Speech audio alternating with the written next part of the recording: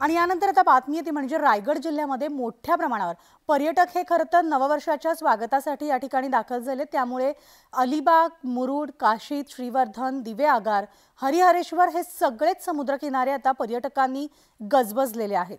ज्या ठिकाणी फार्म हाऊसवर लोक येत आहेत आणि सेलिब्रेशन करतायत त्या ठिकाणी कोणता अनुचित प्रकार घडू नये म्हणून पोलिसांनी नियोजन देखील त्यानुसार केलेलं आहे। रायगड पोलिसांच्या वतीनं हजारांहून जास्त पोलीस बंदोबस्त नियुक्त करण्यात आलाय। तर जास्त भर जो दिला जाणार आहे तो म्हणजे दारू पिऊन गाड्या चालवणारे जे चालक आहेत त्यांच्यावर कठोर कारवाई केली जाणार आहे।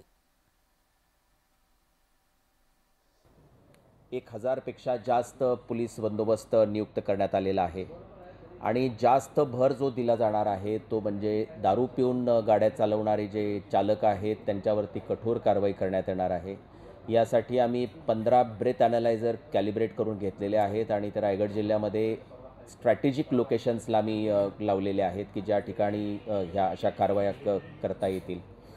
या निमित्तानं आम्ही नागरिकांना विनंती हीच करत आहोत की आपण सेलिब्रेशन्स करत असताना इतरांना त्याचा त्रास होणार नाही। विशेषतः आपण म्युझिक जर वाजवत असाल तर त्याचा आवाज हा जो काही निर्धारित केलेला डेसिबल आहे त्याच्यावरती जाणार नाही आणि आपण सार्वजनिक ठिकाणी विशेषतः बीचवरती यावरती इतरांना त्रास होणार नाही याची आपण दक्षता घ्यावी।